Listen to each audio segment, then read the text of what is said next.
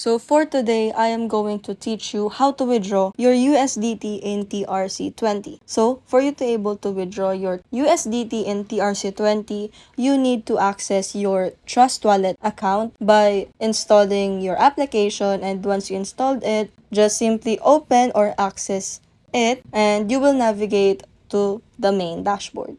So after you are in, you just have to click the search icon on the top right corner of your screen, and once you clicked in, just simply search USDT. So after you search in, there are much options that USDT supported in any network. So for example, in Solana, BSC, or Ethereum, or even TRON. So in this case, I will teach you how to withdraw in TRC20, which is the TRON network. So let's just click the first one, which is indicated as USDT TRON. So after that, you have much options for you to able to withdraw your USDT in TRON network. So the first one is you need to send your USDT TRON network onto other exchanger for you to able to swap or trade it, or you can also swap it in any cryptocurrencies if your preference is that, or you can also click the sell button for you to able to